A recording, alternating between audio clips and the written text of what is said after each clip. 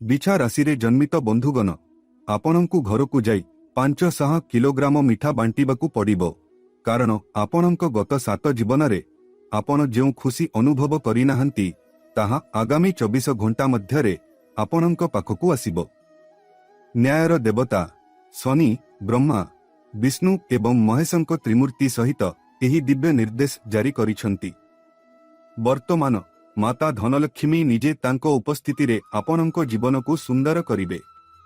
ଏହି 5ଟି ମହାନ ଆନନ୍ଦକୁ ଆପଣଙ୍କ ଜୀବନରେ ପ୍ରବେଶ କରିବାରୁ ସମ୍ପୂର୍ଣ୍ଣ କେହି ରୋକିପାରିବେ ନାହିଁ। ବନ୍ଧୁଗଣ, ଆପଣ ଯଥେଷ୍ଟ କାନ୍ଦିଛନ୍ତି। ଆପଣ ବହୁତ ଦିନ ଧରି ନୀରବ ତ୍ୟାଗ ଏବଂ ଆକାଂକ୍ଷାର ଜୀବନ ବିତାଇଛନ୍ତି। ଏବେ ସର୍ବୋଚ୍ଚ ରାଜତ୍ୱ କରିବା ଏବଂ ଉତ୍ସବ ପାଳନ କରିବାର ପାଳି। ଏବେ ଆପଣ ମଧ୍ୟ ଆପଣଙ୍କ ସ୍ୱପ୍ନ ପୂରଣ କରିବେ। ଏବେ ପ୍ରତ୍ୟେକ ଖୁସି ଆପଣଙ୍କର ହେବ। ଆପଣଙ୍କ ପିଲାମାନେ, ଆପଣଙ୍କ ପରିବାର, ପ୍ରକୃତରେ ଆପଣଙ୍କ ଚାରିପାଖରେ ଥିବା ସମସ୍ତେ ଆପଣଙ୍କ ଉପରେ ଅତ୍ୟନ୍ତ ଗର୍ବ କରିବେ। କାରଣ ମୋର ବନ୍ଧୁଗଣ, ଆପଣଙ୍କ ପ୍ରଭାବ ଏବେ ସବୁଠି ଅନୁଭୂତ ହେବ। ଆପଣଙ୍କ ନାମ ପ୍ରତ୍ୟେକ ରାସ୍ତା ଏବଂ ପଡ଼ୋଶୀର ଆଲୋଚନା ହେବ। ଯେତେବେଳେ ଜଣେ ଭଗବାନ ଶନିଙ୍କ ଆଶୀର୍ବାଦ ଏବଂ ସମର୍ଥନ ପାଏ, ସେତେବେଳେ ଜଣେ ରାତାରାତି ଧନୀ ହୋଇପାରନ୍ତି ଏବଂ ବର୍ତ୍ତମାନ ଆପଣଙ୍କ ସହିତ ଠିକ୍ ସେହିପରି ଘଟୁଛି। ତେଣୁ ଆପଣଙ୍କର ଚିନ୍ତାକୁ ଦୂରେଇ ରଖନ୍ତୁ ଏବଂ ଆଜି ସମ୍ପୂର୍ଣ୍ଣ ଏକାନ୍ତରେ ଏବଂ ଗଭୀର ଧ୍ୟାନ ସହିତ ଏହି ଭିଡିଓଟି ଶୁଣନ୍ତୁ। କାରଣ ଏହା ସେହି ଭିଡିଓ ଯାହାକୁ ଆପଣ ଗତ 7 ଜନ୍ମ ଧରି ଅପେକ୍ଷା କରିଆସୁଛନ୍ତି। କୌଣସି ପରିସ୍ଥିତିରେ ଏହାକୁ ଅଣଦେଖା କରନ୍ତୁ ନାହିଁ, ନଚେତ୍ ଆପଣଙ୍କର ପରବର୍ତ୍ତୀ 7 ପିଢ଼ିକୁ ପରିଣାମ ଭୋଗ କରିବାକୁ ପଡ଼ିବ। ଆପଣଙ୍କ ପିଲାମାନେ ଏବଂ ନାତିନାତୁଣୀମାନେ କେବଳ ପଛକୁ ଚାହିଁ କହିବେ, ତୁମେ ଏହି ଭିଡିଓ ଦେଖି ନଥିଲ ବୋଲି କେତେ ମୂର୍ଖ ଥିଲ। ତଥାପି ଯଦି ଆପଣ ଏହାକୁ ଦେଖନ୍ତି, ତେବେ ଆପଣଙ୍କର ଜୀବନ ଏବଂ ଏହା ସହିତ ସେମାନଙ୍କର ସବୁଦିନ ପାଇଁ ପରିବର୍ତ୍ତନ ହେବ। ଏବେ କ'ଣ କରିବେ ତାହାର ବାଛବିଚାର ସମ୍ପୂର୍ଣ୍ଣ ଭାବରେ ଆପଣଙ୍କ ହାତରେ ଅଛି। ତଥାପି ଆପଣଙ୍କୁ ମଧ୍ୟ ସତର୍କ ରହିବାକୁ ପଡ଼ିବ। କାରଣ ଯେତେବେଳେ ଭଗବାନ ଶନି ତାଙ୍କର ଆଶୀର୍ବାଦ ପ୍ରଦାନ କରନ୍ତି, ରାହୁଙ୍କ ସତର୍କ ଦୃଷ୍ଟି ଅନିବାର୍ଯ୍ୟ ଭାବରେ ଛାୟାରୁ ଆପଣଙ୍କ ଉପରେ ପଡ଼ିଥାଏ। ଏହି ଭିଡିଓଟି ଠିକ୍ ଭାବରେ ବୁଝାଏ ଯେ ଆପଣ କିପରି ନିଜକୁ ସେହି ପ୍ରଭାବରୁ ରକ୍ଷା କରିପାରିବେ। ଯଦି ଆପଣ ଏଠାରେ ଉଲ୍ଲେଖ କରାଯାଇଥିବା ଗୋଟିଏ ବିନ୍ଦୁକୁ ମଧ୍ୟ ଧ୍ୟାନ ନ ଦିଅନ୍ତି, ତେବେ ପରବର୍ତ୍ତୀ ସମୟରେ ଆପଣଙ୍କ ଉପରେ ଯାହା ଘଟିବ ସେଥିପାଇଁ ଆପଣ କେବଳ ଦାୟୀ ରହିବେ। ଆପଣ ଅତୀତରେ ଅନେକ ଭୁଲ କରିଛନ୍ତି, ଏବେ ଏହି ଭୁଲ କରନ୍ତୁ ନାହିଁ। ମୁଁ ତୁମ ପାଇଁ ଏକ ଭିଡିଓ ଆଣିଛି ଯାହାର ତୁମେ ବହୁ ବର୍ଷ ଧରି ଅତ୍ୟନ୍ତ ଆବଶ୍ୟକତା ରଖିଛ। ତେଣୁ ଏବେ ଆସନ୍ତୁ ଏବଂ ମୋ କଥାକୁ ଅତ୍ୟନ୍ତ ଧ୍ୟାନ ସହିତ ଶୁଣନ୍ତୁ। ବନ୍ଧୁଗଣ, ଆଗାମୀ 24 ଘଣ୍ଟା ପାଇଁ ସତର୍କ ରୁହନ୍ତୁ। ତୁମ ଜୀବନର ପ୍ରତ୍ୟେକ ସମର୍ଥନ ସ୍ତମ୍ଭ ଭାଙ୍ଗି ପଡ଼ିବାକୁ ଯାଉଛି। ଯଦି ତୁମେ ଆଜି ଏହି ଭିଡିଓକୁ ଅଣଦେଖା କରିବାର ଭୁଲ କର, ତେବେ ତୁମେ ତୁମର ବାକି ଜୀବନ ପାଇଁ ଅନୁତାପ କରିବାକୁ ବଞ୍ଚି ରହିବ।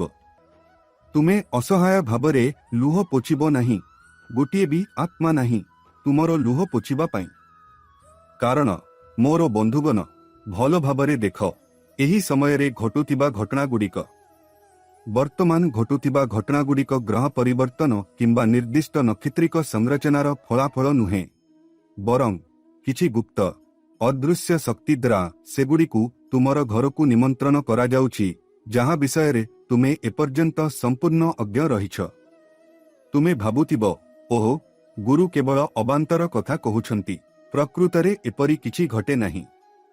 ତଥାପି ବନ୍ଧୁଗଣ, ଏହି ଭିଡିଓରେ ମୁଁ ତୁମକୁ ଯେଉଁ ସତ୍ୟ ପ୍ରକାଶ କରିବାକୁ ଯାଉଛି, ତାହା ଏତେ ଗଭୀର ଯେ ଏହା ଶୁଣିବା ପରେ ଏହା ତୁମର ଆତ୍ମାର ମୂଳ ପର୍ଯ୍ୟନ୍ତ ଥରାଇ ଦେବ ଏବଂ ତୁମର କାନରୁ ଅଜ୍ଞତାର ପରଦାକୁ ଚିରିଦେବ।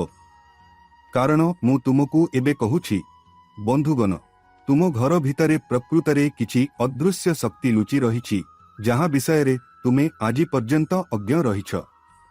ଦେଖ ବନ୍ଧୁଗଣ, ଏହି ଅଦୃଶ୍ୟ ଶକ୍ତି ତୁମର କୁଳ ଦେବତା, ପରିବାର ଦେବତା କିମ୍ବା କୁଳ ଦେବୀ, ପରିବାର ଦେବୀକୁ ବୁଝାଏ, ଯାହାଙ୍କର ଆଧ୍ୟାତ୍ମିକ ଉପସ୍ଥିତି ତୁମ ଘର ଭିତରେ ବାସ କରେ ଏବଂ ତୁମର ପିତୃ ପୂର୍ବପୁରୁଷ ଆତ୍ମା, ଯେଉଁମାନେ ଏହି ନଶ୍ର ଅଞ୍ଚଳ ଛାଡ଼ି ଯାଇଛନ୍ତି କିନ୍ତୁ ଏବେ ମଧ୍ୟ ତୁମ ଘରେ ଛାଇ ପରି ଘୁରି ବୁଲୁଛନ୍ତି।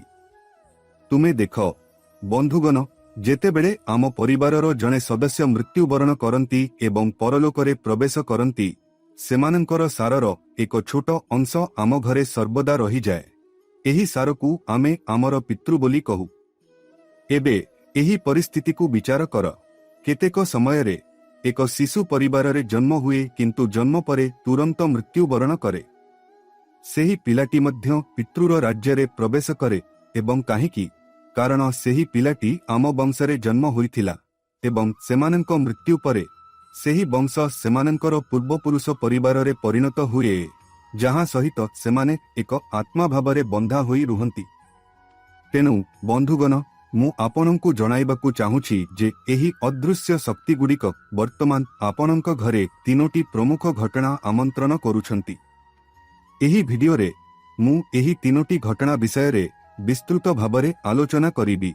ମୁଁ ସେମାନଙ୍କ ସହିତ ଜଡ଼ିତ ସଂକେତଗୁଡ଼ିକୁ ପ୍ରକାଶ କରିବି, ଆବଶ୍ୟକୀୟ ସତର୍କତାଗୁଡ଼ିକୁ ରୂପରେଖା ଦେବି ଏବଂ ଏକ ଗମ୍ଭୀର ଚେତାବନୀ ବାଣ୍ଟିବି ଯାହା ଆପଣଙ୍କୁ ନିଶ୍ଚିତ ଭାବରେ ଧ୍ୟାନ ଦେବାକୁ ପଡ଼ିବ। ଦେଖନ୍ତୁ ବନ୍ଧୁଗଣ, ମୁଁ ଜାଣେ ଯେ ଆପଣଙ୍କ ଘର ଆଉ ପୂର୍ବ ପରି ନାହିଁ। ଥରେ ଆପଣଙ୍କ ଘରକୁ ଯେଉଁ ଖୁସି ଭରି ରହିଥିଲା, ତାହା ସମ୍ପୂର୍ଣ୍ଣ ନଷ୍ଟ ହୋଇଯାଇଛି ଏବଂ ପରିବାର ସଦସ୍ୟଙ୍କ ମଧ୍ୟରେ ଏକତାର ପ୍ରତ୍ୟେକ ଚିହ୍ନ ଉଭାନ ହୋଇଯାଇଛି। ଯେଉଁଠାରେ ଥରେ ଘରର ସଦସ୍ୟମାନେ ଏକାଠି ବସି ଭୋଜନ କରୁଥିଲେ, ପରସ୍ପରର ଲୁହ ପୋଛି ଦେଉଥିଲେ ଏବଂ ପ୍ରତ୍ୟେକ ସୁଖ ଏବଂ ଦୁଃଖରେ ପରସ୍ପର ପାଖରେ ଠିଆ ହେଉଥିଲେ, ବର୍ତ୍ତମାନ ସେମାନଙ୍କ ମଧ୍ୟରେ କେବଳ ବିବାଦ ଏବଂ ତିକ୍ତତା ରହିଛି। ଟଙ୍କା ଏବଂ ସମ୍ପତ୍ତି ବିବାଦ ପରିବାର ସଦସ୍ୟଙ୍କ ମଧ୍ୟରେ ଏକ ଫାଟ ସୃଷ୍ଟି କରିଛି, ଯାହାଦ୍ୱାରା ଆପଣଙ୍କ ସମସ୍ତ ସମ୍ପର୍କ ଭିତରୁ ଭାଙ୍ଗି ଯାଉଛି। ବନ୍ଧୁଗଣ, ଆପଣ ଆପଣଙ୍କ ମୁହଁରେ କେବଳ ଏକ ମିଛ ହସ ପିନ୍ଧି ବୁଲି ବୁଲନ୍ତି। ବାହ୍ୟ ଦୃଷ୍ଟିରୁ ତୁମେ ସମ୍ପୂର୍ଣ୍ଣ ଭାବରେ ଦେଖାଯାଉଛ, ତୁମେ ବାହାରେ କଠୋର ଦେଖାଯାଇପାର, କିନ୍ତୁ ଗଭୀର ଭାବରେ ତୁମେ ସମ୍ପୂର୍ଣ୍ଣ ଭାବରେ ଭାଙ୍ଗି ପଡ଼ିଛ, କାରଣ ତୁମର ପରିବାର ତୁମକୁ କୌଣସି ଗୁରୁତ୍ୱ ଦିଏ ନାହିଁ କିମ୍ବା ସେମାନେ ତୁମର ଭାବନାକୁ କୌଣସି ସମ୍ମାନ ଦେଖାନ୍ତି ନାହିଁ। ଏହା ବିଚାର କର। ତୁମେ ସାହାଯ୍ୟ ପାଇଁ ତୁମର ଭାଇ ପାଖକୁ ଯାଅ, କେବଳ ଶେଷ ମୁହୂର୍ତ୍ତରେ ସେ ଏହି ଘଟଣାରୁ ହାତ ଧୋଇବା ପାଇଁ। ତୁମେ ତୁମର ଜୀବନ ସାଥୀଙ୍କ ଉପରେ ବିଶ୍ୱାସ ରଖ, ତୁମର ଚିନ୍ତାଧାରା ଏବଂ ଚିନ୍ତା ବାଣ୍ଟି, ତଥାପି ସେ ସେହି ସୂଚନାକୁ ତାର ମାତୃଘର ଏବଂ ତୁମର ବୈବାହିକ ଘରେ ପ୍ରସାରିତ କରିବାକୁ ଆଗେଇ ଯାଉଛ। ତାପରେ ତୁମର ପିଲା ଅଛି, ଯାହାକୁ ତୁମେ ସଫଳତାର ପଥରେ ଚାଲିବାକୁ ଉତ୍ସାହିତ କରିଛ, ଯିଏ ବର୍ତ୍ତମାନ ଖରାପ ସାଥିରେ ଫସି ରହିଛି ଏବଂ ତୁମର କଠିନ ପରିଶ୍ରମର ଟଙ୍କା ନଷ୍ଟ କରୁଛି। ତୁମେ ତୁମର ପିଲାକୁ ଉଚ୍ଚଶିକ୍ଷା ପାଇଁ ପଠାଇଛ, କିନ୍ତୁ ପାଠ ପଢ଼ା ପରିବର୍ତ୍ତେ ସେହି ପିଲାଟି ସମ୍ପୂର୍ଣ୍ଣ ଭିନ୍ନ କିଛି କାମରେ ଲିପ୍ତ ହେଉଛି। ତେଣୁ ମୋର ବନ୍ଧୁଗଣ, ତୁମେ କେବେ ଭାବିଛ କି ଏପରି ଘଟଣା କାହିଁକି ବିଶେଷ ଭାବରେ ତୁମର ଜୀବନରେ ଘଟୁଛି? ଏହାର ଏକ ସ୍ପଷ୍ଟ, ସରଳ ଏବଂ ସିଧାସଳଖ କାରଣ ଅଛି। ଏହି ମୁହୂର୍ତ୍ତରେ ତୁମର ଘର ଭିତରେ କିଛି ଅଦୃଶ୍ୟ ଶକ୍ତି ତୁମଠାରୁ ଦାବି କରୁଛି, ସେମାନେ ତୁମକୁ କିଛି ଯୋଗାଯୋଗ କରିବାକୁ ଚେଷ୍ଟା କରୁଛନ୍ତି। କାରଣ ବନ୍ଧୁଗଣ, ଏଠାରେ ଦେଖ, ଯେତେବେଳେ ଏକ ପରିବାରର ଅବସ୍ଥା ଖରାପ ହେବାକୁ ଆରମ୍ଭ କରେ, ଯେତେବେଳେ ବଂଶ ନିଜେ ବିପଥଗାମୀ ହେବାକୁ ଆରମ୍ଭ କରେ, ସେତେବେଳେ ଆମର ପିତୃପୁରୁଷ ଏବଂ ପୂର୍ବପୁରୁଷମାନେ ସେହି ବିଭ୍ରାଟ ପାଇଁ ଦାୟୀ। ତଥାପି ସେମାନେ ହିଁ ଏହାକୁ ପୁନରୁଦ୍ଧାର ଏବଂ ସଂଶୋଧନ କରିପାରିବେ। ତେଣୁ ମୁଁ ତୁମକୁ କହିବାକୁ ଚାହେଁ, ବନ୍ଧୁଗଣ, ତୁମେ ବର୍ତ୍ତମାନ କେଉଁ ଭୁଲ କରୁଛ? ତୁମର ଏକମାତ୍ର ଭୁଲ ଏଥିରେ ଅଛି। ତୁମେ ତୁମର ନିଜ ପରିବାର ଦେବତା, ତୁମର କୁଳ ଦେବତା ଏବଂ କୁଳଦେବୀ ପରିତ୍ୟାଗ କରିଛ ଏବଂ ସେମାନଙ୍କୁ ପୂଜା କରିବା ବନ୍ଦ କରିଦେଇଛ। ବରଂ ତୁମେ ବାହ୍ୟ ଦେବତାମାନଙ୍କୁ ପୂଜା କରୁଛ, ସେମାନଙ୍କ ମନ୍ଦିରରେ ପବିତ୍ର ସୂତା ବାନ୍ଧି ବ୍ରତ କରୁଛ ଏବଂ ବଳିଦାନ କରୁଛ, ଯେତେବେଳେ ତୁମର ନିଜ ଘରର ଦେବତାମାନଙ୍କୁ ସମ୍ପୂର୍ଣ୍ଣ ଭାବରେ ଅବହେଳା କରୁଛ। ଏହା ହିଁ ତୁମର ପରିବାରର ବର୍ତ୍ତମାନର ଅବସ୍ଥା ପଛରେ କାରଣ। ବନ୍ଧୁଗଣ, ମୁଁ ତୁମ ସମସ୍ତଙ୍କୁ ଜଣାଇ ଦେଉଛି ଯେ ବହୁତ ସମୟ ବାକି ନାହିଁ। ତଥାପି ସମୟ ଅଛି। ତୁମେ ତୁରନ୍ତ ତୁମର ଚେତନା ଫେରିବା ଉଚିତ ଏବଂ ମୁଁ ତୁମ ସହିତ ବାଣ୍ଟିବାକୁ ଯାଉଥିବା ବାର୍ତ୍ତାକୁ ପାଳନ କରିବା ଉଚିତ।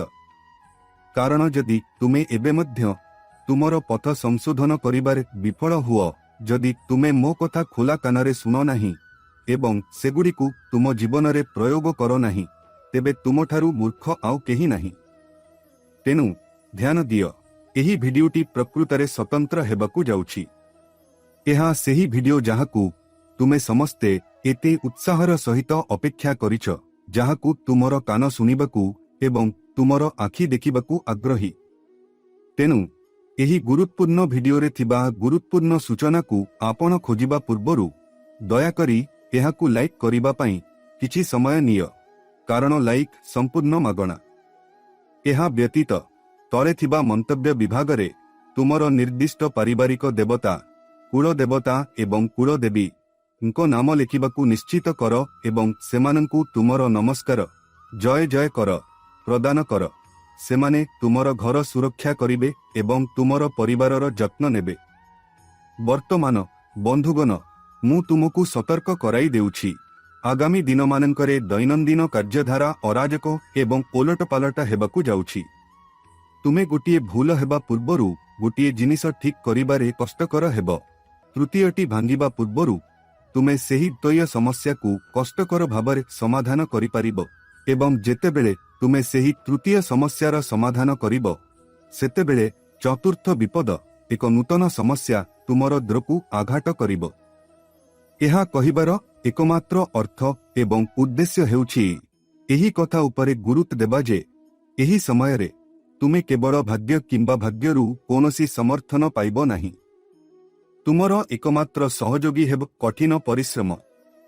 ତେଣୁ ତୁମର ସମ୍ପୂର୍ଣ୍ଣ ଧ୍ୟାନ କେବଳ ପ୍ରୟାସ କରିବା ଉପରେ କେନ୍ଦ୍ରିତ କର। ମୁଁ ଏହା କହୁଛି କାରଣ ମୁଁ ତୁମର କୁଣ୍ଡଳୀ ପରୀକ୍ଷା କରିଛି ଏବଂ ଏଥିରେ ସ୍ପଷ୍ଟ ଭାବରେ ଲେଖାଯାଇଛି ଯେ ତୁମର ସଫଳତା ତୁମଠାରୁ କେବଳ କିଛି ପାଦ ଦୂରରେ ଅଛି। ତୁମର ହାତ ବଢ଼ାଇ ସେହି ସଫଳତାକୁ ହାସଲ କରିବା, ଏହାକୁ ନିଜର ବୋଲି ଦାବି କରିବା ତୁମର କାମ। ଯଦି ତୁମେ ସଫଳ ହେବାକୁ ଚାହୁଁଛ, ତେବେ ନିଃସନ୍ଦେହରେ କଠିନ ପରିଶ୍ରମ ଉପରେ ନିର୍ଭର କରିବାକୁ ପଡ଼ିବ, କାରଣ ପ୍ରୟାସ ବିନା ତୁମେ କିଛି ହାସଲ କରିପାରିବ ନାହିଁ। ଦେଖ ବନ୍ଧୁଗଣ, ମୁଁ ତୁମକୁ ଏବେ ସ୍ପଷ୍ଟ ଭାବରେ କହିବାକୁ ଚାହେଁ, କେବଳ ତୁମେ ଏବଂ ତୁମର ନିଜ ଆତ୍ମା ପ୍ରକୃତରେ ଜାଣ ଯେ ତୁମେ ଏ ପର୍ଯ୍ୟନ୍ତ କ'ଣ କରିଛ ଏବଂ ସହ୍ୟ କରିଛ। ଗଭୀର ଭାବରେ ତୁମେ ଜଣେ ଅତ୍ୟନ୍ତ ସମ୍ବେଦନଶୀଳ ବ୍ୟକ୍ତି।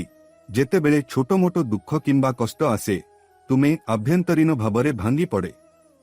ତୁମେ ନିଜକୁ ନକାରାତ୍ମକତା ଦ୍ୱାରା ଗ୍ରାସ କରିବାକୁ ଦିଅ ଏବଂ ତାପରେ ତୁମେ ବିଳାପ କରିବା ଏବଂ ତୁମର ଭାଗ୍ୟକୁ ଅଭିଶାପ ଦେବା ଆରମ୍ଭ କର।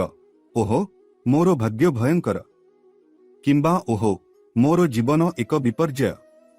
କିନ୍ତୁ ଦେଖ ବନ୍ଧୁଗଣ, ଏହା ସତ ନୁହେଁ। ଯଦି ତୁମେ ତୁମର ଜୀବନକୁ ନିଜ ଇଚ୍ଛା ଅନୁସାରେ ଗଢ଼ିବାକୁ ଚାହୁଁଛ, ଯଦି ତୁମେ ତୁମର ଜୀବନକୁ ନିଜ ପସନ୍ଦର ଦିଗରେ ଚଳାଇବାକୁ ଚାହୁଁଛ, ତେବେ ତୁମକୁ ନିଶ୍ଚିତ ଭାବରେ କଠିନ ପରିଶ୍ରମ କରିବାକୁ ପଡ଼ିବ। ଧ୍ୟାନ ଦିଅ ଯେ ଆଗାମୀ 24 ଘଣ୍ଟା ସାଧାରଣ ନୁହେଁ। ଗୋଟିଏ ପଟେ ତୁମ ଘର ଭିତରେ ଲୁକ୍କାୟିତ ଅଦୃଶ୍ୟ ଶକ୍ତି ସକ୍ରିୟ ହୋଇଯିବ, ଅନ୍ୟପଟେ ତୁମର କୁଣ୍ଡଳୀ ମଧ୍ୟରେ 3ଟି ନିର୍ଦ୍ଦିଷ୍ଟ ଗ୍ରହ ବୁଧ, ବୃହସ୍ପତି ଏବଂ ଶୁକ୍ରକୁ ନେଇ ଏକ ମହାଜାଗତିକ ନୃତ୍ୟ ଆରମ୍ଭ ହେବ। ମୂଳତଃ 5ଟି ଭିନ୍ନ ଶକ୍ତି ଏକତ୍ରିତ ହେବ, ତୁମର ଅସ୍ତିତ୍ୱ ଚାରିପାଖରେ ଘୂରି ବୁଲୁଛି ଏବଂ ତୁମର ଜୀବନକୁ ଘେରି ରହିବ। ବନ୍ଧୁଗଣ, ଗୁରୁତ୍ୱପୂର୍ଣ୍ଣ ପ୍ରଶ୍ନ ହେଉଛି, କାହିଁକି ଏହି 5ଟି ଶକ୍ତି ତୁମର ଜୀବନକୁ ପରୀକ୍ଷା କରିବାକୁ ଷଡ଼ଯନ୍ତ୍ର କରୁଛନ୍ତି? ତୁମେ କ'ଣ ଏତେ ବଡ଼ ଦୁଃଖ ଏବଂ କଷ୍ଟ ସହ୍ୟ କରିପାରିବ ନା କରିବ ନାହିଁ? ଠିକ୍ ଏହି କାରଣରୁ ମୁଁ ତୁମ ସହିତ କିଛି ନିର୍ଦ୍ଦିଷ୍ଟ ସତର୍କତା ବାଣ୍ଟିବାକୁ ଯାଉଛି। ଯଦି ତୁମେ ଏହି ଚେତାବନୀଗୁଡ଼ିକୁ ପାଳନ କର ଏବଂ ସତର୍କତା ଅବଲମ୍ବନ କର, ତେବେ ବହୁତ ବିଳମ୍ବ ହେବା ପୂର୍ବରୁ ତୁମେ ପ୍ରତ୍ୟେକ ପରିସ୍ଥିତିକୁ ନିଜ ସପକ୍ଷରେ ବଦଳାଇ ପାରିବ। କାରଣ ତୁମେ ଦେଖିଛ, ଯେକୌଣସି ସଙ୍କଟର ସମାଧାନ ଚିତ୍ ଏହାକୁ ସାମ୍ନା କରି ମିଳିପାରେ, ବରଂ ସତର୍କତା ଅବଲମ୍ବନ କରି ଏବଂ କେବେ ପଛକୁ ହଟିବାକୁ ପଡ଼ିବ ତାହା ଜାଣି ଏହା ପ୍ରାୟତଃ ଆବିଷ୍କୃତ ହୁଏ। ତେଣୁ ବନ୍ଧୁଗଣ, ଏହା ହେଉଛି ଗୁରୁତ୍ୱପୂର୍ଣ୍ଣ ମୁହୂର୍ତ୍ତ। ଏହା ହେଉଛି ରାସ୍ତାରେ ଅନ୍ଧ ମୋଡ଼, ଯେଉଁଠାରେ ଜୀବନର ଗୁପ୍ତ ସତ୍ୟ ଧୀରେ ଧୀରେ ପ୍ରକାଶ ପାଇବା ଆରମ୍ଭ କରିବ। ଯେତେବେଳେ ତୁମେ ଏହି ପଥରେ ଆଗକୁ ବଢ଼ିବ, ତୁମେ ଅଗଣିତ ଉପତ୍ୟକା, ଅଗଣିତ ମୋଡ଼ ଏବଂ ଅଗଣିତ ଛକର ସମ୍ମୁଖୀନ ହେବ, ଏକ ପରଦା ଉଠାଇବା ଭଳି ମୁହୂର୍ତ୍ତ ଯାହା ଏକ ଦୃଶ୍ୟ ପ୍ରକାଶ କରିବା ପାଇଁ ବହୁତ କମ୍ ଲୋକଙ୍କ ପାଖରେ ସାହସ ଅଛି। ବନ୍ଧୁଗଣ, ଯଦି ତୁମେ ଏହାକୁ ଅଣଦେଖା କରିବାକୁ ବାଛ, ଏହାକୁ କେବଳ ଶବ୍ଦ, ଭବିଷ୍ୟବାଣୀ କିମ୍ବା ସରଳ ଭାଷା ଭାବରେ ଖାରଜ କରି, ତେବେ ଏହା ମନେ ରଖ, ଜୀବନ ପ୍ରାୟତଃ ସେହି ମୁହୂର୍ତ୍ତଗୁଡ଼ିକରେ ତାର ସର୍ବୋତ୍ତମ ଶିକ୍ଷା ଦିଏ ଯେତେବେଳେ ଜଣେ ବ୍ୟକ୍ତି ସବୁଠାରୁ ଆତ୍ମସନ୍ତୋଷରେ ଥାଏ। ତେଣୁ ତୁମେ ନିଜକୁ ଅସାବଧାନ ହେବାକୁ ଦେବା ଉଚିତ ନୁହେଁ, କାରଣ ତୁମେ ଏହା ନିଜ ପାଇଁ ଋଣୀ। ତୁମର ଅବହେଳାର ପରିଣାମ ଆଗାମୀ 24 ଘଣ୍ଟା ମଧ୍ୟରେ ଏକ କଠୋର ଶିକ୍ଷା ହୋଇପାରେ। ତେଣୁ ତୁମକୁ ତୁରନ୍ତ ଏହି ଅଭ୍ୟାସଗୁଡ଼ିକୁ ସଂଶୋଧନ କରିବାକୁ ପଡ଼ିବ। ମୋର ବନ୍ଧୁଗଣ, ଏହି ଅଭ୍ୟାସଗୁଡ଼ିକ ମଧ୍ୟରୁ ପ୍ରଥମଟି ହେଉଛି ଯେ ଆପଣ ଭଗବାନଙ୍କ ନାମ ନେଇ ନୁହେଁ, ବରଂ ଆପଣଙ୍କ ମୋବାଇଲ ଫୋନ୍ ବ୍ୟବହାର କରି ଆପଣଙ୍କ ଦିନ ଆରମ୍ଭ କରନ୍ତି। ଫଳସ୍ୱରୂପ ଆପଣଙ୍କ ଘରର ବାସ୍ତୁ, ସ୍ଥାପତ୍ୟ ଏବଂ ଶକ୍ତି ସନ୍ତୁଳନ ସମ୍ପୂର୍ଣ୍ଣ ଭାବରେ ବିଚଳିତ ହୋଇଯାଇଛି ଏବଂ ଆପଣଙ୍କ ଘର ଭିତରେ ଶକ୍ତି ସମ୍ପୂର୍ଣ୍ଣ ଭାବରେ ନକାରାତ୍ମକ ହୋଇଯାଇଛି। ଆପଣ ହୁଏତ ଆପଣଙ୍କ ପଡ଼ୋଶୀର ଅନେକ ଘରେ ଦେଖିଥିବେ ଯେ ବୃଦ୍ଧ, ମହିଳା ଏବଂ ଏପରିକି ଯୁବକମାନେ ଉଠିବା ମୁହୂର୍ତ୍ତରୁ ଘର ଭିତରେ ଭକ୍ତିର ପରିବେଶ ବଜାୟ ରଖନ୍ତି। କେତେକ ପୂଜାର୍ଚ୍ଚନା କରୁଛନ୍ତି, ଅନ୍ୟମାନେ ସୁନ୍ଦରକାଣ୍ଡ ପାଠ କରୁଛନ୍ତି, ଯେତେବେଳେ ଅନ୍ୟମାନେ ସେମାନଙ୍କ ଘର ମନ୍ଦିରରେ ଦୀପ ଏବଂ ଧୂପକାଠି ଜାଳି ଦେଉଛନ୍ତି। ତଥାପି ଆପଣ ସେପରି ବ୍ୟକ୍ତି ନୁହନ୍ତି। ଆପଣଙ୍କର ସବୁଠାରୁ ବଡ଼ ଭୁଲ ହେଉଛି ଯେ ଆପଣ ଶୀଘ୍ର ଏବଂ ସମୟ ସହିତ ଉଠି ନାହାନ୍ତି କିମ୍ବା ଆପଣ ଈଶ୍ୱରଙ୍କ ପାଇଁ ନିଃସ୍ୱାର୍ଥପର ସେବାରେ ନିୟୋଜିତ ହୁଅନ୍ତି ନାହିଁ। ଆପଣ କେବଳ ନିଜ କାମରେ ବ୍ୟସ୍ତ ରୁହନ୍ତି। ତଥାପି ଏକ ସକାରାତ୍ମକ ଜୀବନର ପ୍ରକୃତ ଆରମ୍ଭ ଏହି ସରଳ କାର୍ଯ୍ୟରେ ନିହିତ ଅଛି। ଯଦି ସକାଳେ ଉଠିବା ମାତ୍ରେ ଆପଣ ଆପଣଙ୍କର ପରିବାର ଦେବତାଙ୍କ ନାମ ଉଚ୍ଚାରଣ କରନ୍ତି ଏବଂ ଆପଣଙ୍କର ପୂର୍ବପୁରୁଷମାନଙ୍କୁ ସ୍ମରଣ କରନ୍ତି, ତେବେ ଆପଣଙ୍କ ଘରର ଶକ୍ତି ଏବଂ ପରିବେଶ ଗଭୀର ଭାବରେ ସକାରାତ୍ମକ ହୋଇଯିବ। ଯେତେବେଳେ ଜଣେ ବ୍ୟକ୍ତିଙ୍କ ଘରର ପରିବେଶ ସକାରାତ୍ମକ ଥାଏ, ସେମାନଙ୍କର ଦିନଟି ବହୁତ ସୁନ୍ଦର ଭାବରେ ଆରମ୍ଭ ହୁଏ ଏବଂ ଯେତେବେଳେ ଦିନଟି ସୁଖଦ ଭାବରେ ଆରମ୍ଭ ହୁଏ, ସମଗ୍ର ଦିନଟି ଆନନ୍ଦର ସହିତ ବିତିଯାଏ ଏବଂ ରାତି ଗଭୀର ଶାନ୍ତିରେ ବିତିଯାଏ। ତେଣୁ ମୋର ବନ୍ଧୁଗଣ, ମୁଁ ଆପଣଙ୍କୁ ଏହା କହିବାକୁ ଚାହେଁ, ପ୍ରଥମେ ଏବଂ ସର୍ବୋପରି ଆପଣ ଉଠିବା ମାତ୍ରେ ଆପଣଙ୍କ ଘରେ ଅର୍ଥହୀନ ଯୁକ୍ତି ଏବଂ କଳହରେ ଲିପ୍ତ ହେବା ବନ୍ଦ କରନ୍ତୁ। ଘରର ମହିଳାମାନଙ୍କୁ ସମ୍ମାନ ଦେଖାନ୍ତୁ। କିଛି ଘରେ ସକାଳ ହିଁ ବିବାଦ ସହିତ ଆରମ୍ଭ ହୁଏ। ପୁଅ ତାଙ୍କ ପିତାମାତାଙ୍କୁ ଅପମାନଜନକ ଶବ୍ଦ କହୁଛି କିମ୍ବା ପିତାମାତା ସେମାନଙ୍କ ପୁଅକୁ ଅପମାନିତ କରୁଛନ୍ତି। ଘରର ବୟସ୍କମାନଙ୍କୁ ସେମାନଙ୍କର ଯୋଗ୍ୟ ସମ୍ମାନ ଦିଆଯାଏ ନାହିଁ। ଲୋକମାନେ ଦ୍ୱୟ ଥର ଚିନ୍ତା ନ କରି ସେମାନଙ୍କ ମନରେ ଯାହା ଆସେ ତାହା ବାହାର କରିଦିଅନ୍ତି। ଏହି ଭୁଲଗୁଡ଼ିକ ହିଁ ଆପଣଙ୍କ ପୂର୍ବପୁରୁଷ ଏବଂ ଆପଣଙ୍କ ପରିବାର ଦେବତାଙ୍କୁ ଅସନ୍ତୁଷ୍ଟ କରୁଛନ୍ତି।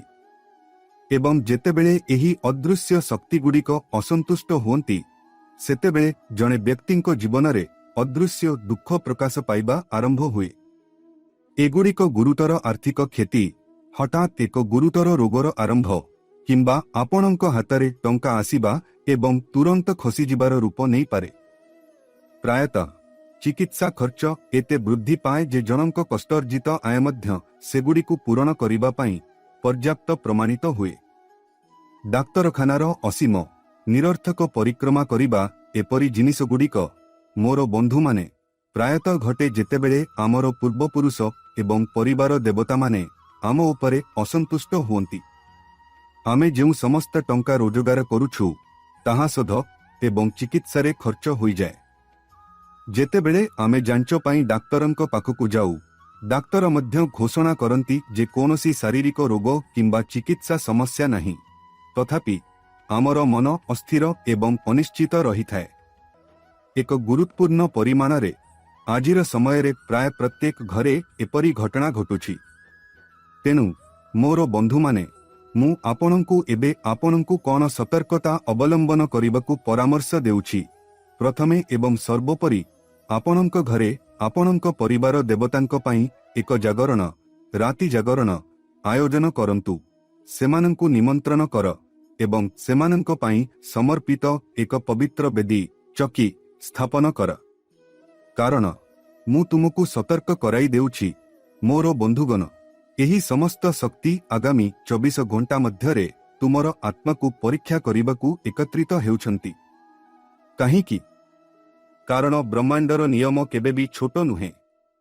ଯେତେବେଳେ ଗ୍ରହଗୁଡ଼ିକର ଗତି ପରିବର୍ତ୍ତନ ହୁଏ ଏବଂ ସେହି ଗ୍ରହଗୁଡ଼ିକର ଗତିପଥ ପରିବର୍ତ୍ତନ ହୁଏ, ଯେତେବେଳେ ଆଶ୍ଚର୍ଯ୍ୟଜନକ ଏବଂ ଅଦୃଶ୍ୟ ଶକ୍ତିଗୁଡ଼ିକର ଏକତ୍ରୀକରଣ ଘଟେ, ଦେଖନ୍ତୁ ଏହା କିପରି କେବଳ ଉପର ଆକାଶକୁ ପରିବର୍ତ୍ତନ କରେ ନାହିଁ, ବରଂ ଜଣେ ମଣିଷର ଜୀବନର ଗଭୀରତାରେ ଏକ ଝଡ଼ ସୃଷ୍ଟି କରେ। ଏହା ସମ୍ଭବ ଯେ ଆପଣ ଆପଣଙ୍କ ଜୀବନରେ ସମର୍ଥନର ଗୋଟିଏ ସ୍ତମ୍ଭ ଉପରେ ଅତ୍ୟଧିକ ବିଶ୍ୱାସ ରଖିଛନ୍ତି। ଏହା ଏକ ନିର୍ଦ୍ଦିଷ୍ଟ ବ୍ୟକ୍ତି, ଏକ ସମ୍ପର୍କ, ଏକ ଆଶା କିମ୍ବା ଏକ ଯୋଜନା। ପ୍ରାୟତଃ ଆମ ଜୀବନରେ ଆମେ କେବଳ ଗୋଟିଏ ଜିନିଷ ଉପରେ ନିର୍ଭର କରୁନାହୁଁ, ବରଂ ଆମେ ଏକକାଳୀନ ଅନେକ ଜିନିଷ ଉପରେ ନିର୍ଭର କରୁ। ଉଦାହରଣ ସ୍ୱରୂପ, ପିତାମାତାଙ୍କୁ ବିଚାର କରନ୍ତୁ। ସେମାନେ କାହା ଉପରେ ସେମାନଙ୍କର ଆଶା ସ୍ଥାପନ କରନ୍ତି? ସେମାନଙ୍କ ପିଲାମାନଙ୍କ ଉପରେ, ଯେଉଁ ପିଲାମାନଙ୍କୁ ସେମାନେ ଏତେ ଯତ୍ନରେ ପାଳନ କରିଛନ୍ତି ଏବଂ ପାଳନ କରିଛନ୍ତି। ତଥାପି ଏହି ଆଧୁନିକ ସମୟରେ, ଏହି କଳିଯୁଗ, ସେହି ପିଲାମାନେ ସେମାନଙ୍କୁ ବୃଦ୍ଧାଶ୍ରମରେ ପରିତ୍ୟାଗ କରନ୍ତି। ଏମାନେ ସେହି ପିଲାମାନେ ଯେଉଁମାନେ ପିଲାଦିନ ଧରି ସେମାନଙ୍କ ପିତାମାତାଙ୍କ ପ୍ରେମ ପାଇଥିଲେ, କିନ୍ତୁ ସେମାନଙ୍କର ବୃଦ୍ଧାବସ୍ଥାରେ ସେହି ପିତାମାତାମାନେ ସେମାନଙ୍କ ସନ୍ତାନମାନଙ୍କ ସ୍ନେହ ପାଇଁ ଆଗ୍ରହୀ ହୁଅନ୍ତି, କେବଳ ତାହା ପହଞ୍ଚିବା ଦୂରରେ ରହିଯାଏ। ତେଣୁ ମୋର ବନ୍ଧୁଗଣ, ମୁଁ ତୁମକୁ ଏହା କହିବାକୁ ଚାହେଁ, ଯେପରି ମୁଁ ତୁମକୁ ପୂର୍ବରୁ ସତର୍କ କରିଥିଲି ଯେ ତୁମ ଜୀବନର ପ୍ରତ୍ୟେକ ସମର୍ଥନ ସ୍ତମ୍ଭ ଶେଷରେ ଭାଙ୍ଗି ପଡ଼ିବ। ଏହା ଠିକ୍ ସେହି ମୁହୂର୍ତ୍ତ ଯେତେବେଳେ ଜୀବନ ତୁମକୁ ଏକ ଗଭୀର ଶିକ୍ଷା ଦେବାକୁ ଚାହୁଁଛି ଯେ ଏହି ବ୍ରହ୍ମାଣ୍ଡରେ, ଏହି ଭବିଷ୍ୟତରେ, ଏହି ଜଗତରେ କିଛି ସ୍ଥାୟୀ ନୁହେଁ। କୌଣସି ଜିନିଷ ପ୍ରତି ତୁମର ଆସକ୍ତି ଯେତେ ଅଧିକ, ତୁମେ ତାକୁ ତୁମର ହୃଦୟକୁ ଯେତେ ନିକଟତର କରିବ, ତୁମେ ସେତେ ଅଧିକ ଦୁଃଖ ଏବଂ କଷ୍ଟ ଅନୁଭବ କରିବାକୁ ବାଧ୍ୟ ହେବ। ଏକ ଭଙ୍ଗୁର ସୂତା ଦ୍ୱାରା ବନ୍ଧା ହୋଇଥିବା ଏକ ଚିଲକୁ ବିଚାର କର। ସେହି ସୂତା କେବେ ଛିଣ୍ଡିପାରେ ତାହା କେହି ପୂର୍ବାନୁମାନ କରିପାରିବେ ନାହିଁ। ଏବଂ ଆମେ କ'ଣ କେବଳ ଚିଲ ନୁହଁ, ଏହି ଦୁନିଆରେ ଉଡ଼ୁଥିବା କେତେବେଳେ ସମ୍ପର୍କକୁ ବଜାୟ ରଖିବା ପାଇଁ, କେତେବେଳେ ସେମାନଙ୍କୁ ଉଦ୍ଧାର କରିବା ପାଇଁ, କେତେବେଳେ ଟଙ୍କା ରୋଜଗାର କରିବା ପାଇଁ, କେତେବେଳେ ଖର୍ଚ୍ଚ କରିବା ପାଇଁ, କେତେବେଳେ ପ୍ରେମ ପାଇବା ପାଇଁ ଏବଂ କେତେବେଳେ ଏହାକୁ ଦେବା ପାଇଁ। ତେଣୁ ଆଗାମୀ 24 ଘଣ୍ଟା ମଧ୍ୟରେ ଆପଣ ନିଜକୁ ସେହି ସତ୍ୟର ସାମ୍ନା କରିବାକୁ ପାଇପାରନ୍ତି ଯାହାଠାରୁ ଆପଣ ଆପଣଙ୍କ ସମଗ୍ର ଜୀବନ ଦୂରେଇ ଯାଇଛନ୍ତି, ଯେଉଁ ବାସ୍ତବତାକୁ ଆପଣ ଏପର୍ଯ୍ୟନ୍ତ ସମ୍ପୂର୍ଣ୍ଣ ଅଣଦେଖା କରିବାକୁ ବାଛିଛନ୍ତି। ଆପଣ ଦେଖନ୍ତୁ, ମଣିଷ ପ୍ରାୟତଃ ନିଜକୁ ବିଶ୍ୱାସ କରିବାରେ ଭ୍ରମିତ କରେ ଯେ ସବୁକିଛି ସେମାନଙ୍କ ନିୟନ୍ତ୍ରଣରେ ଅଛି। ସେମାନଙ୍କର ବନ୍ଧୁ, ସେମାନଙ୍କ ପରିବାର, ସେମାନଙ୍କର ବୃତ୍ତି, ସେମାନଙ୍କର ଯୋଜନା, ସେମାନଙ୍କର ପ୍ରତିଷ୍ଠା। ତଥାପି ବ୍ରହ୍ମାଣ୍ଡ ଏହି ଅହଙ୍କାରକୁ ଏକ ଦ୍ରୁତ ଗତିରେ ଭାଙ୍ଗିଦିଏ ଏବଂ ଏପରି କରିବା ସମୟରେ ଏଥିପାଇଁ କୌଣସି ସମୟ ଆବଶ୍ୟକ ହୁଏ ନାହିଁ। ଏହି ନିର୍ଦ୍ଦିଷ୍ଟ ମୁହୂର୍ତ୍ତରେ ଜଣଙ୍କ ଆଖିରୁ ସ୍ୱତଃସ୍ଫୂର୍ତ୍ତ ଭାବରେ ଲୁହ ବହିବାକୁ ଆରମ୍ଭ କରେ, କାରଣ ସେତେବେଳେ ହୁଏତ ପ୍ରଥମ ଥର ପାଇଁ ଜଣେ ବ୍ୟକ୍ତି ପ୍ରକୃତରେ ଅନୁଭବ କରେ ଯେ ସେ ପ୍ରକୃତରେ କେତେ ଦୁର୍ବଳ। ତେଣୁ ଆଗାମୀ ଦିନରେ ଏହା ସମ୍ପୂର୍ଣ୍ଣ ସମ୍ଭବ ଯେ ଆପଣ ଯାହାକୁ ଆପଣଙ୍କ ଜୀବନର ସବୁଠାରୁ ବଡ଼ ସମର୍ଥନ ସ୍ତମ୍ଭ ବୋଲି ବିବେଚନା କରିଥିଲେ, ସେହି ବନ୍ଧୁ, ସେହି ବ୍ୟକ୍ତି ଯାହାକୁ ଆପଣ ଆପଣଙ୍କ ହୃଦୟର ସବୁଠାରୁ ନିକଟତର ରଖିଥିଲେ। କଳ୍ପନା କରନ୍ତୁ ଯେ ଆପଣ ଯେଉଁ ବ୍ୟକ୍ତିଙ୍କୁ ପ୍ରିୟ ମନେ କରୁଥିଲେ, ସେ ହଠାତ୍ ଆପଣଙ୍କ ଜୀବନରୁ ଦୂରେଇ ଯାଉଛନ୍ତି, କିମ୍ବା ଏକ ସତ୍ୟ ପ୍ରକାଶିତ ହେଉଛି ଯାହା ଏତେ ଗଭୀର ଯେ ଏହା ଶୁଣିବା ପରେ ଆପଣ ଅନୁଭବ କରନ୍ତି ଯେପରି ଆପଣଙ୍କ ହୃଦୟ ଭିତରେ ଏକ ଭାରି ଭାର ଖସିଯାଇଛି। ଏହି ମୁହୂର୍ତ୍ତରେ ତୁମେ ଅନୁଭବ କରିବ ଯେପରି ତୁମର ପାଦ ତଳୁ ମାଟି ଖସିଗଲା, ଏକ ଅନୁଭବ ଯାହାକୁ ପ୍ରାୟତଃ ବର୍ଣ୍ଣନା କରାଯାଏ ଯେ ତୁମେ ଯେଉଁ ଡାଳ ଉପରେ ବସିଥିଲ ତାହା କାଟି ଦିଆଯାଇଛି। ଯେଉଁ ଡାଳ ଉପରେ ତୁମର ଖୁସିର ଫଳ ଏବଂ ତୁମର ସ୍ୱପ୍ନର ଫୁଲ ଫୁଟୁଥିଲା, ସେହି ଡାଳଟି କାଟି ଦିଆଯାଇଛି। ସେହି ସମର୍ଥନ ଭାଙ୍ଗି ଯାଇଛି। ବନ୍ଧୁଗଣ, ଆଗାମୀ 24 ଘଣ୍ଟା ମଧ୍ୟରେ ତୁମର ଜୀବନରେ ଘଟୁଥିବା ଏହା ହିଁ ତୁମେ ଅନୁଭବ କରିପାର। ତଥାପି ଏହା ବୁଝିବା ଅତ୍ୟନ୍ତ ଗୁରୁତ୍ୱପୂର୍ଣ୍ଣ ଯେ ଏପରି ପ୍ରତ୍ୟେକ ଫାଟ ପଛରେ ଏକ ଗଭୀର ଲୁକ୍କାୟିତ କାରଣ ରହିଛି। ହଁ ବନ୍ଧୁଗଣ, ବ୍ରହ୍ମାଣ୍ଡ କେବେ ବି ବିନା କାରଣରେ କାହାକୁ ତାଙ୍କ ସମର୍ଥନରୁ ବଞ୍ଚିତ କରେ ନାହିଁ। ପ୍ରାୟତଃ ଏହା ଘଟେ କାରଣ ଜଣେ ବ୍ୟକ୍ତି ଏକ ମିଥ୍ୟା ସୁରକ୍ଷା ଭାବନା, ଏକ ଭୁଲ ବିଶ୍ୱାସ, ଏକ ଭ୍ରମାତ୍ମକ ସଫଳତା କିମ୍ବା ଏକ ପ୍ରତାରଣା ମଧ୍ୟରେ ବଞ୍ଚି ରହିଛି, ସକ୍ରିୟ ଭାବରେ ବାସ୍ତବତା ସହିତ ମୁକାବିଲାକୁ ଏଡ଼ାଇ ଯାଉଛି। ତେଣୁ ସେହି ସତ୍ୟର ସାମ୍ନା କରିବାକୁ ଆମକୁ ବାଧ୍ୟ କରିବା ପାଇଁ ଗ୍ରହ ପରିବର୍ତ୍ତନ ଏବଂ ଅଦୃଶ୍ୟ ଶକ୍ତି ଏପରି ଘଟଣାଗୁଡ଼ିକର ମୋଡ଼ ସଞ୍ଚାଳନ କରନ୍ତି।